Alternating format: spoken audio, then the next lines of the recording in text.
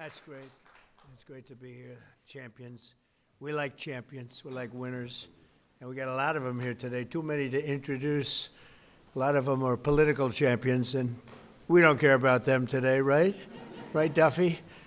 But we have, most importantly, wonderful people that love our country.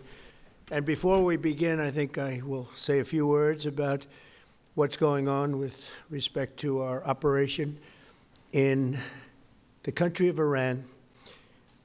The United States military, together with the wonderful Israeli partners, continues to totally demolish the enemy far ahead of schedule and at levels that people have never seen before, actually. We're destroying more of Iran's missiles and drone capability every single hour, knocking them out like nobody thought was possible. As soon as they set off a missile, within 4 minutes, the launcher gets hit. They don't know what's happening. But we have the greatest military anywhere in the world. Their Navy is gone. 24 ships in 3 days. That's a lot of ships. Their anti-aircraft weapons are gone. So they have no air force. They have no air defense. All of their airplanes are gone. Their communications are gone. Missiles are gone. Launches are gone. About 60% and 64% respectively. Other than that, they're doing quite well. I said, what's left? But they're tough, and they want to fight. And they're calling, they're saying, how do we make a deal? I said, you're being a little bit late. And we want to fight now more than they do. We've had 47 years, depending on the way you count it, but 47 years of horror with this group. And, when you see somebody walking down the street without their legs, without the arms, whose face is so badly affected and hurt, it mostly came from 95% Soleimani and Iran, and we, other presidents, lived with it. I didn't live with it. And so our people are doing a great job. Again, the greatest military anyone's seen. Thank you.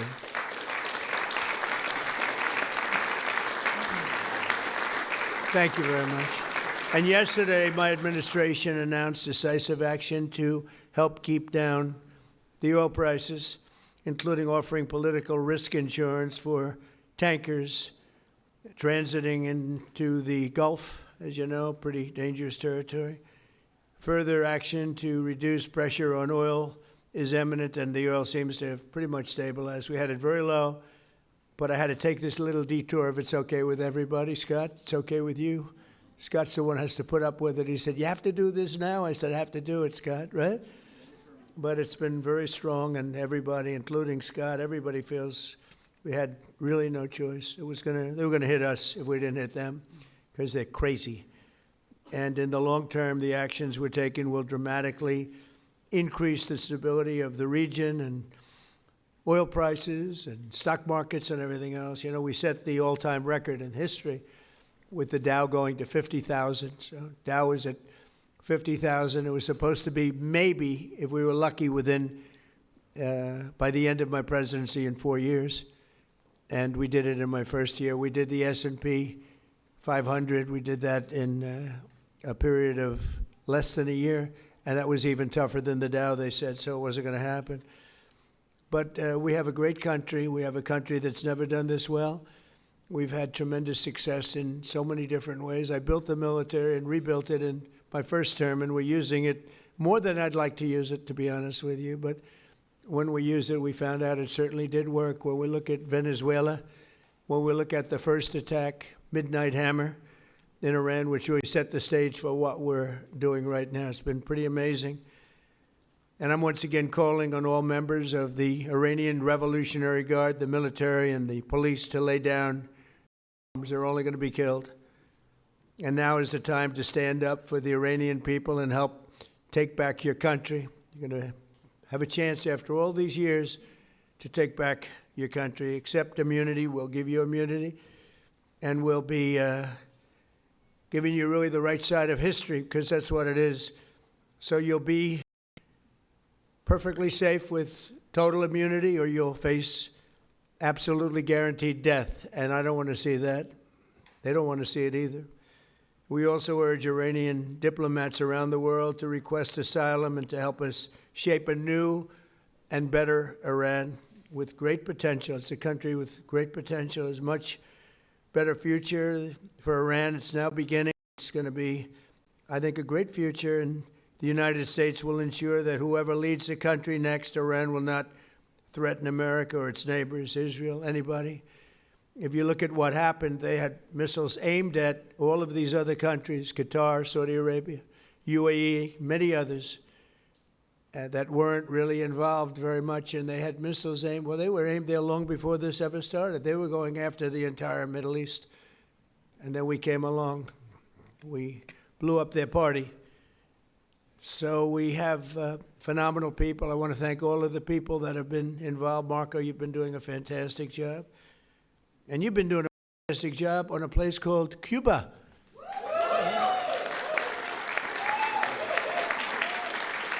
Right? Right. And A-Rod came in before. I said, hey, do you want to come up to a little award ceremony? He's gone to plenty of award ceremonies. Thank you, A-Rod. Big fan. But what's happening with Cuba is amazing. And we think that we want to finish this one first, but that will be just a question of time before you and a lot of unbelievable people are going to be going back to Cuba. Hopefully not to stay. We want you back, and we don't want to lose you. We don't want to make it so nice that they stay. But some people probably do want to stay. They love Cuba so much. I hear it all the time. That was another one that wasn't supposed to happen. Venezuela is going great. It's been stabilized. We have a wonderful person as your president-elect, Delcy Rodriguez, and she and her staff have been doing a fantastic job working with us, taking out hundreds of millions of barrels of oil, and it's going to Houston and various other places where it's being refined, and we're sending them back far more money than they've made in many years, and actually very shortly it'll be more money than they've ever made. And Venezuela is working. So we've had a lot of countries in places that truly love, you would say football, I would say soccer, but these are all countries that love football/soccer. And so I think the group likes it. And if you'd like, you could sit. I know I'm a very exciting speaker, but you can sit down if you'd like, okay? I'm looking at everybody standing. I'm saying, let's sit down. Because we're here to honor these great champions, and we want to take our time, right? Let's get to the reason that we're here, and it's a beautiful reason because we're honoring truly talented people. Today we're thrilled to host the 2025 MLS Cup champions, Inter Miami. Great job.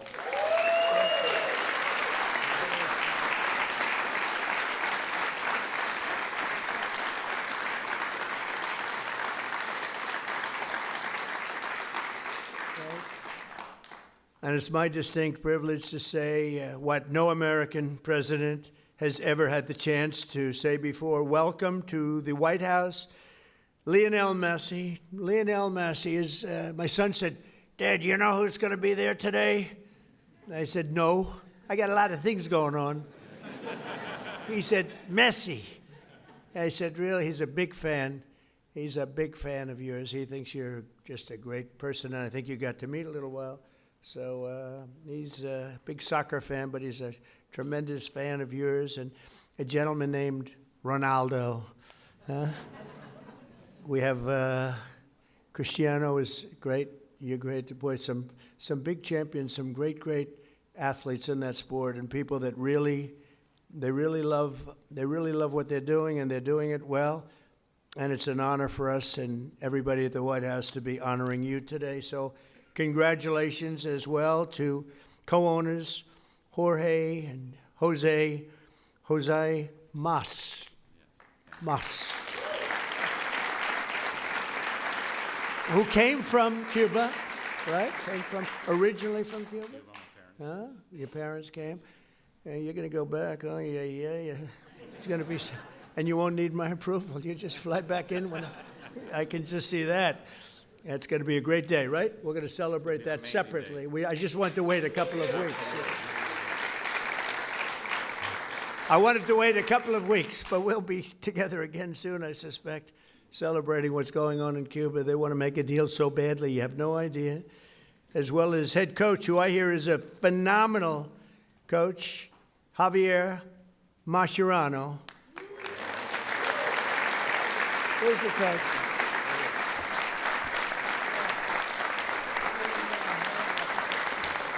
I've heard he's a great coach. Well, anybody who wins is a good coach in my book, but I heard you're a hell of a coach. And all of the tremendous players that are just amazing. We're also grateful to be joined by the MLS Commissioner, Don Garber. Don, wherever you're, Don. Stand up, Don. Good job. Good job. As well as proud Miami sports fan, Secretary of State. I'm telling you, he's going to go down as the best Secretary of State in the country's history, Marco Rubio. I don't want him to get too popular. It's true. I don't want him to get too popular. You know, when they get too popular, all of a sudden you see, where's Marco? He's not around anymore. I don't see him.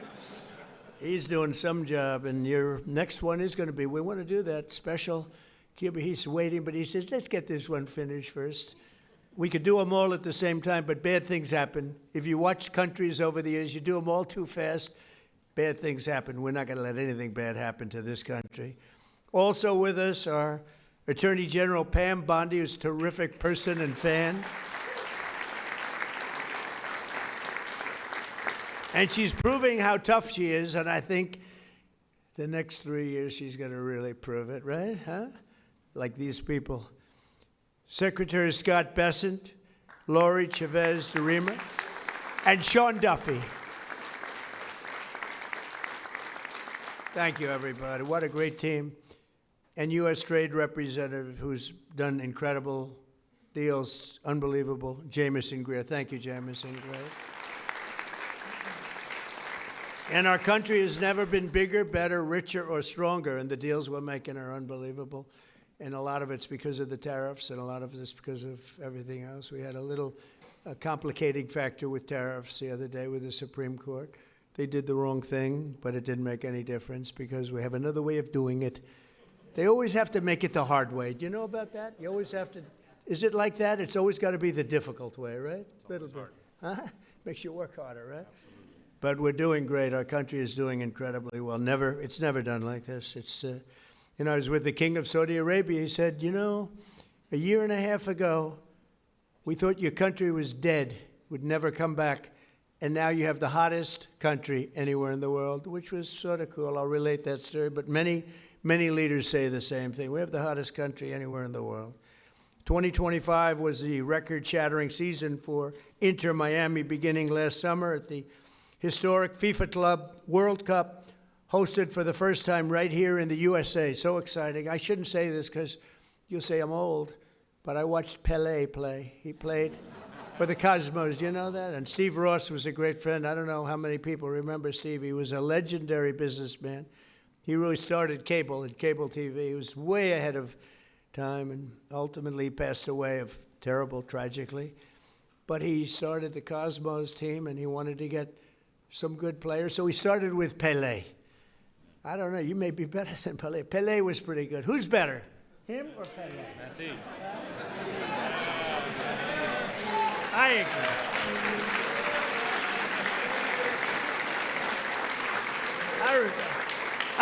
I think he is. But he was pretty good, right? Pelé was pretty good.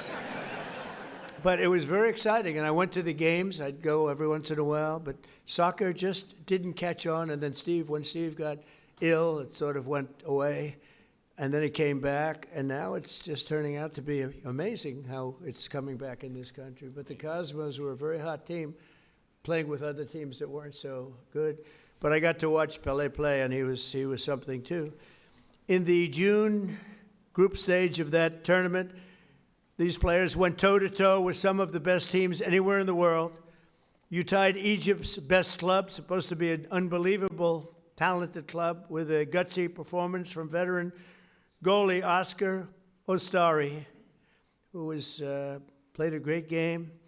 Then you tied the top Brazilian club, wow, thanks to a brilliant goal from one of the greatest strikers of all time, Luis Suarez. Was he? Where is Luis?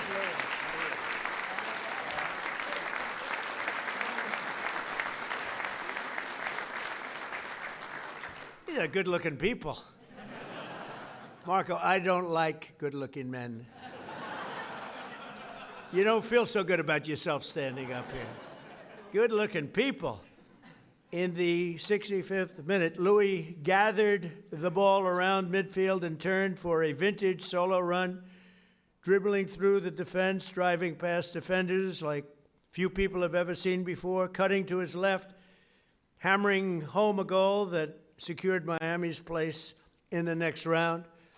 But no match in the 2025 FIFA Club World Cup was more important than the match against FC Porto. Porto took an early lead, but you came back strong in the 54th minute, tied 1-1. Leo lined up for one of his iconic free kicks.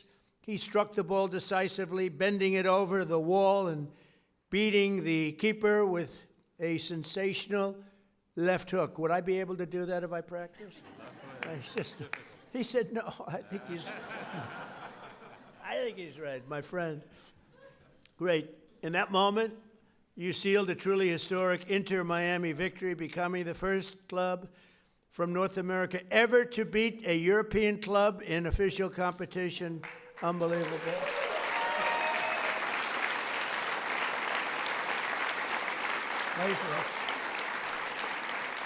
You know, I have to just interject. So, over the years, I love sports, and I've watched my friend A-Rod. With George Steinbrenner. I'd sit in his box, just the two of us. He would never have anybody but me. He liked me, right?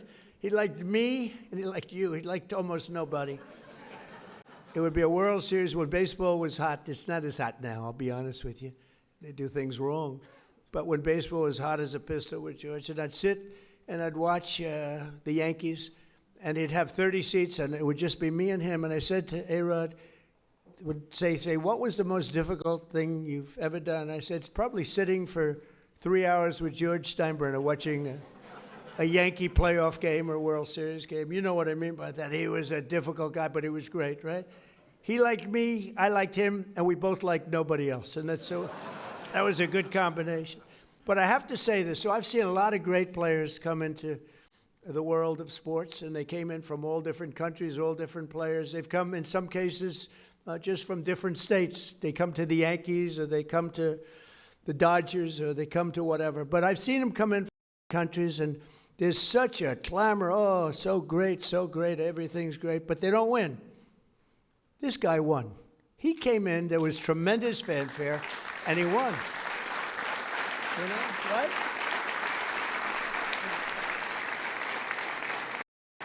But it's true, they don't win. They come in and, you know, they're great players and they can even play okay, but they don't win. And Leo, you came in and you won, and that's something very hard to do, very unusual. And frankly, there's a lot more pressure put on you than anyone would know, because, you know, you're sort of expected to win, but almost nobody wins. They come in, they're great, they're the best in the world, they get paid a fortune.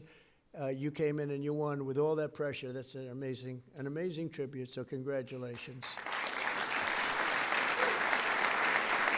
Right? But in that moment, you sealed a truly historic Inter-Miami victory. And think of that, first club ever, North America, to top the so-called European clubs. Pretty amazing thing to do. Returning to the MLS, Inter-Miami built on that incredible momentum, playing a record number of games and scoring a total of 101 goals, the most in MLS history. Is that correct, Mr. Commissioner? Well, that's pretty good. How's Andrew? Is Andrew treating you okay? He's a good golfer, too, actually. People don't know it. He's a very good golfer, right, Andrew? But Trump's a good golfer, too, Andrew. That's moderation. Thank you. With 29 goals in the regular season alone, Leo won the prize Golden Boot, becoming the first player to be named the league MVP twice in a row. Amazing, comes in, a lot of great players. Pretty amazing thing to do, very hard to do. Exploding into the playoffs, this team racked up a series of statement wins, big wins, frankly wins that a lot of people didn't think they could do. You secured a 3-1 must-win victory over Nashville SC. You thrashed FC Cincinnati 4-0 on the road. And then you routed New York City FC 5-1, led by a hat trick from young star Tadeo Allende. Where is Tadeo?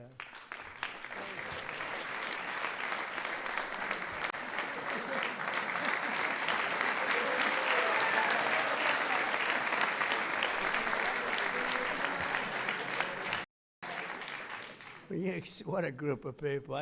We could have a lot of fun with these guys. You can imagine when they win how they celebrate. We don't want to talk about it. We don't want to talk about it.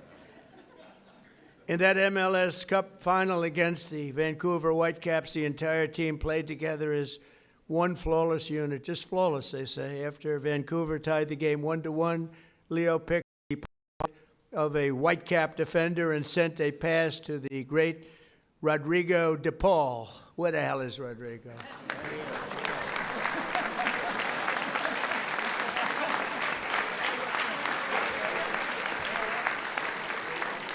Do you have any bad-looking players?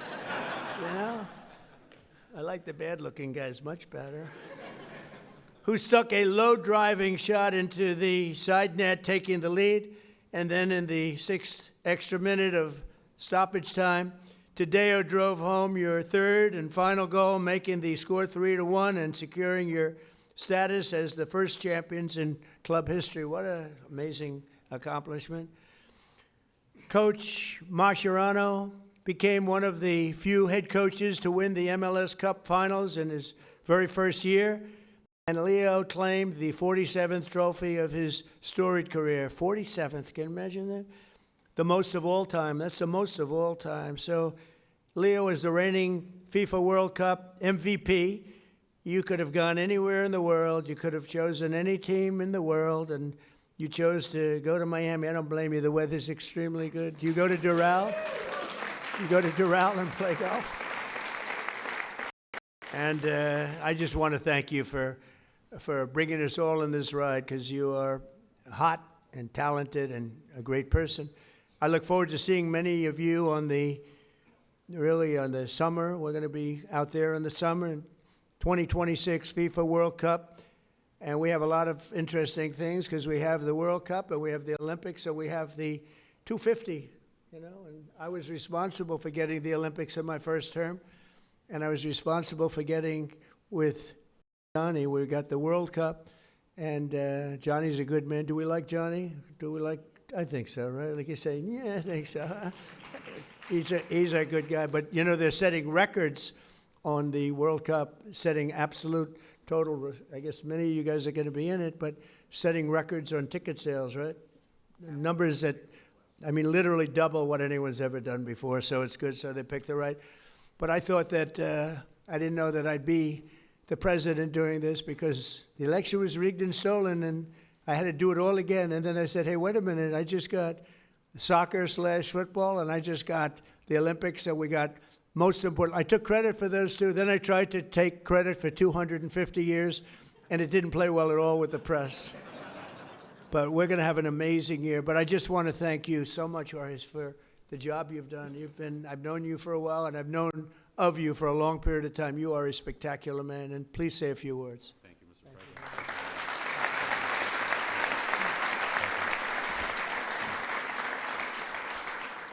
President. Thank you very much, Mr. President. To all these distinguished guests, secretaries, so many friends and supporters. On behalf of myself, my wife Aleida, my brother Jose, and his wife Patty, and my whole family who is here today, with David Beckham, I want to express to you what an extreme honor and privilege it is to be in the People's House, led by you, celebrating in the presence of champions, winners all. Because this championship was very, very well deserved, greatly played, and you're looking at one of the best teams on the face of the earth standing behind us. And this all became possible because we dared to dream. 7 years ago, Inter Miami was nothing but an idea and a dream. I remember after talking to Commissioner Garber and being awarded a team, we sat in the conference room of our family business in Miami and said to each other, what do we do now? And as the son of a man and woman who left Cuba, just seeking freedom in this great country, it has driven us to excellence. And we thought, what can we do to make a difference? What can we do that's special? And at that time, I told myself what many people thought impossible. I said, we are going to bring the world's greatest player to play at Inter Miami. And that was in 2019.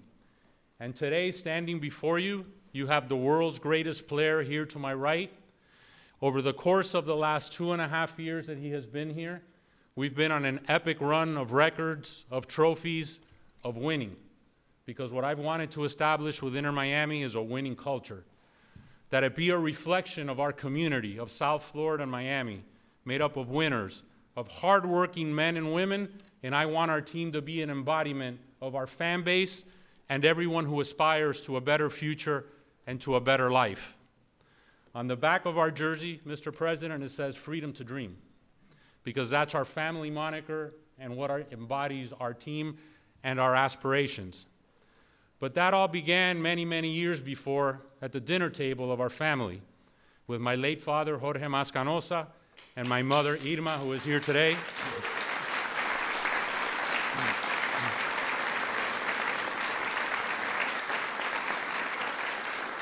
And I speak now in tribute to our parents' generation. And I share that with Secretary Marco Rubio, of men and women who fled communism, who fled tyranny, who wanted a better life for their boys and their daughters and their sons in the future. And at that table was instilled in us that if you work hard and you sacrifice and you dream, it can be possible. And today, standing before you, Inter Miami is one of the world's biggest clubs. Most based on history, but our history has been short.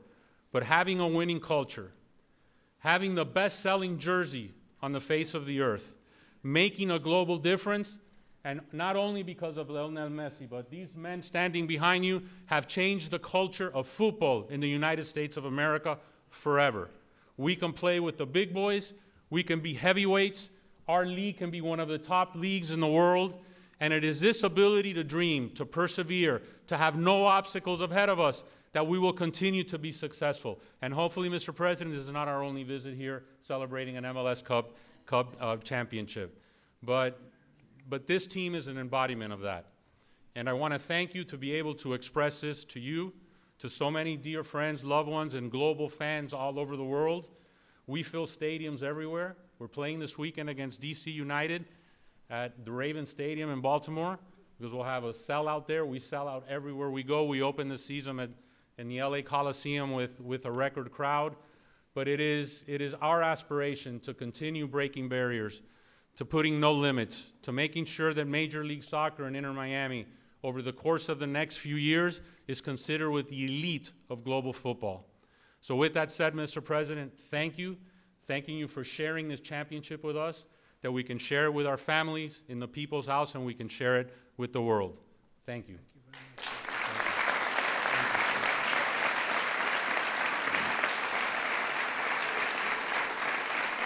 And now we have some gifts we'd like to present to you. Thank you.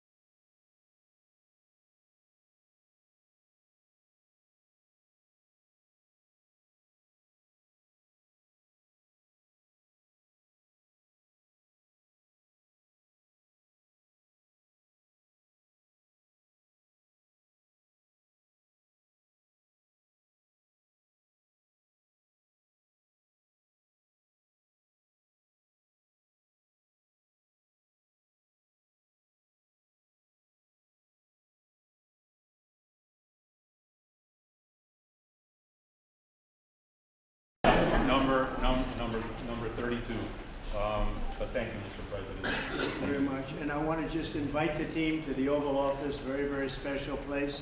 It's sort of the center of the world, especially now, but always. It's the center of the world. We have a little present for you there. And anybody would like to come, you can just follow me on down there, okay? You'll see the Oval, and you'll have some fun. Thank you all very much. Thank you.